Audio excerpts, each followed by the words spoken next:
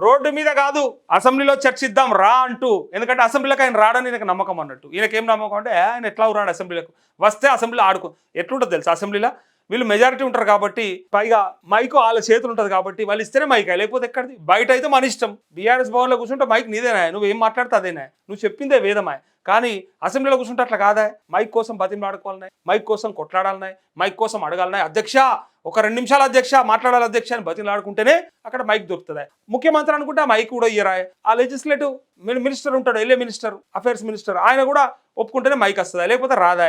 కాబట్టి అక్కడ మాట్లాడే అవకాశం ఉండదు. ఏమనంటే వీళ్ళు తిట్టేది ఏమో వాళ్ళ మైక్లో మాట్లాడిపిస్తారు, వినిపిస్తారు, అన్నీ అయిపోతాయి. కానీ అవతల వాళ్ళు మాట్లాడేది ఏదైనా ఉంటే, ఇక అవతల ఏదైనా ఎక్స్ప్లెనేషన్ ఇచ్చుకుందామంటే, ఒకవేళ భాష కరెక్ట్గా ఉండి ఏదైనా చెప్పుకొని ట్రై చేస్తున్నారంటే ఉంచుతారు తప్ప, జర్ర గట్టిగా ఉండి నువ్వేం చేసినావా 2 ఏళ్ళలో అని అన్నారు అనుకో, కట్ అయిపోతుంది మైక్ ఆయనతో అని ఆపేస్తారు. సో అందుకే అక్కడ ఆ ఇష్యూ ఉంటుంది.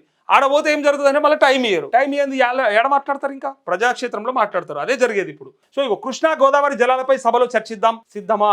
సభకు వస్తే గౌరవంగా చూసుకునే బాధ్యత నాది. బీఆర్ఎస్ అధినేత కేసీఆర్ కు సీఎం రేవంత్ సవాల్. కృష్ణా జలాల్లో 36% చాలని సంతకం చేసింది కేసీఆరే, అందుకు తెలంగాణ ప్రజలకు క్షమాపణ చెప్పాలి. ఏపీలోని పట్టిసీమ ప్రాజెక్టును పొగిడింది కేసీఆరే.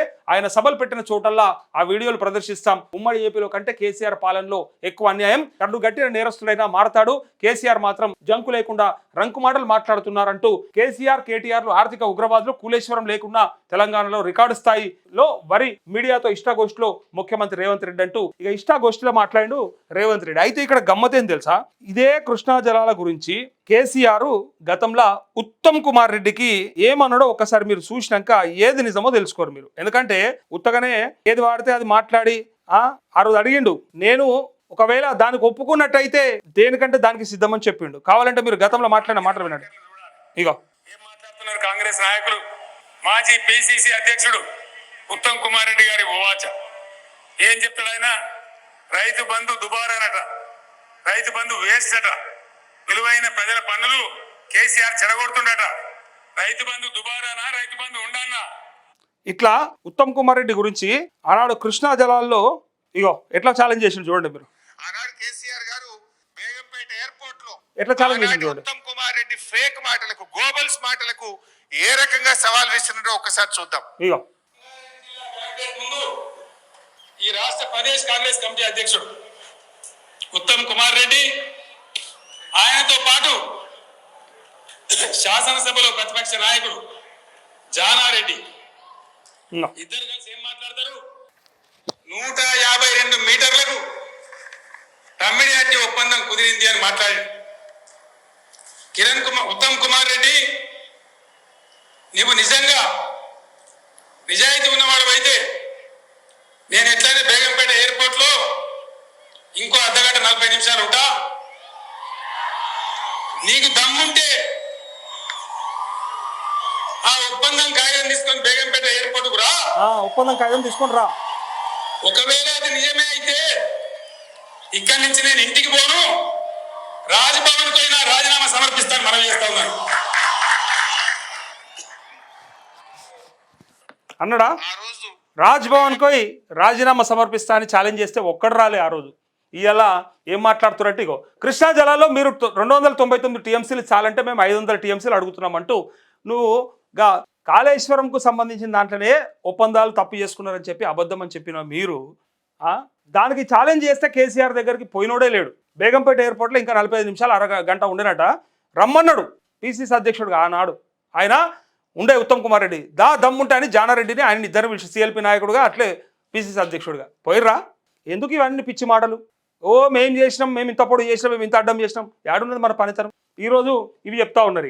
ఇక ఉమ్మడి రాష్ట్రంలో కంటే 2 రెట్లు జలదోపిడి అంటూ మీ పాలనలోనే తెలంగాణకు అన్యాయమైందని వీళ్ళు మాట్లాడుతూ ఉన్నారు. ఏమంటారు తెలుసా? ఇగో కృష్ణా జలాల విషయంలో ఉమ్మడి రాష్ట్రంలో కంటే కేసీఆర్ 10 ఏళ్ల పాలనలోనే తెలంగాణకు ఎక్కువ అన్యాయం జరిగింది. ఇది ఒకటి నమ్ముతాడా అసలు?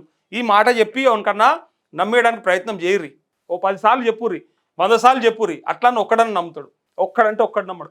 ఎవరన్నా తెలంగాణ రాష్ట్రం కోసం పోరాటం చేసినోడు, ఎవడన్నా తెలంగాణ కోసం కొట్లాడినోడు, తెలంగాణ హక్కుల కోసం మొదటి నుంచి ప్రయత్నం చేసినోడు, తెలంగాణకు అక్కర్లేదు నీళ్లు మీరు తీసుకోరని చెప్పి చంద్రబాబు నాయుడుకి ఇచ్చిండా, జగన్మోహన్ రెడ్డికి ఇచ్చిండా? ఇస్తాడా? ఒకసారి చంద్రబాబు నాయుడు ఉండే, ఒకసారి జగన్మోహన్ రెడ్డి ఉండే, అలా కప్ప చెప్పిండా? అది విధానం ఉంటుందా? అసలు బీఆర్ఎస్ విధానం అదేనా? దాని మీద ఛాలెంజ్ చేయరు మీరు దమ్ముంటే. అప్పటి ఒప్పందాలు బయట పెట్టురు కదా, ఆ 299 టీఎంసీల ఒప్పందం బయట పెట్టుండ్రి. అరే 968 టీఎంసీల నీళ్లు వృధాగా సముద్రంలో కలిసిపోతున్నాయి. అలాకెళ్ళి మనకు రావాల్సినటువంటి ప్రోరేటా ప్రకారం రావాల్సినటువంటి మన వరద జలాల్లోంచి నీళ్లు ఎట్లా సాధించుకుందామని వీళ్ళు ఇయ్యలటికే మాట్లాడుతూ ఉంటే లేలే వీళ్ళు నీళ్లు దోసుకోమని చెప్పారని చెప్పబట్టి ఎవడు నమ్మాలి? ఇంకా చేపల పులుసు తిని రొయ్యల పులుసు తిని ఆడ కూర్చొని మంత్రి రోజా ఇంట్లో సంతకాలు పెట్టుకున్నారు, మంత్రి రోజా ఇంట్లో ఒప్పందాలు జరిగినాయని చెప్తా ఉన్నారు కదా, నమ్మొచ్చా ఎవడన్నా? అది మనం కలంకం తెచ్చుకున్నట్టు, మన రాష్ట్రానికి మనము ద్రోహం చేసుకున్నట్టు, అన్యాయం చేసుకున్నట్టు అది కేసీఆర్తో అవుతుందా? ఎందుకే ఇట్లాంటి పిచ్చి మాటలని మాట్లాడతారు? ప్రూఫ్స్ ఉంటే బయట పెట్టుర్రు కదా, పెట్టి చూపెట్టుర్రు కదా.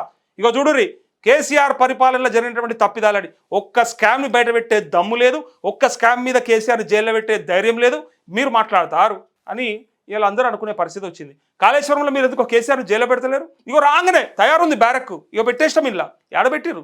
ఎన్ని రోజులు పెట్టక పెట్టరా అసలు? ఇంతకి 5దా కాదా? 2 ఏళ్ళు అయిపోయింది. దీనికోసానిక ఎట్లా వంచిరంటే, ఎట్లా మోసం చేసిరంటే కేసీఆర్ పరిపాలన సున్నా అయ్యింది, మొత్తం దోపిడీ అయిపోతా ఉంది, 1,00,000 కోట్ల అవినీతి జరిగింది. కాబట్టి ఎట్టి పరిస్థితుల్లో ఈసారి గద్దె దించాల్సిందే. దొరల పరిపాలన అయిపోయింది, దొర అహంకారం పెరిగిపోయింది, నియంతృత్వ పాలన అయిపోయింది, నియంత పోకడలకు పోతున్నారని చెప్పి మేము అంతకంటే మిక్కిలి, అంతకంటే మించి, అంతకంటే డబల్ ఇస్తామని చెప్పి అన్నిట్లలో తీసుకొచ్చి చివరికి ఆయన ప్రభుత్వాన్ని దించి గద్దెనెక్కి కూర్చున్నాడు. ఇలా చూడండి, ఇలా వీళ్ళు మాట్లాడే మాటల్ని మనం నమ్మాలిగా. ఇగో తెలంగాణకు 299 టీఎంసీలు చాలు అని సంతకం పెట్టింది కేసీఆర్. ఆ సంతకంతో మహబూబ్ నగర్, రంగారెడ్డి, ఖమ్మం జిల్లాలకు మరణ శాసనం రాసింది ఆయన్ని. ఆ పాపానికి ప్రజలకు కేసీఆర్ క్షమాపణ చెప్పాలి. ఉమ్మడి రాష్ట్రం కంటే కేసీఆర్ సీఎంగా ఉన్న 10 ఏళ్లలోనే తెలంగాణకు నీటి విషయంలో ఎక్కువ నష్టం జరిగింది. కాంగ్రెస్ హయాంలో ప్రారంభమైన భీమా, నెట్టెంపాడు, కోయిల్ సాగర్, కల్వకుర్తి, పాలమూరు రంగారెడ్డి, డిండి, ఎస్ఎల్బీసీ, సీతారామ సాగర్, కొడంగల్, నారాయణపేట ఎత్తిపోతల పథకం ఇలా కృష్ణా నదిపై ఉన్న ఒక్క ప్రాజెక్టు కూడా 10 ఏళ్లలో పూర్తి చేయలేకపోయారు. అసలు కృష్ణా గోదావరి జలాల విషయంలో ఇప్పటి వరకు ఎప్పుడేం జరిగింది, ఎవరేం చేశారని చర్చించేందుకు జనవరి 2వ తేదీ నుంచట అసెంబ్లీ సమావేశాలు పెట్టుకుంటారట.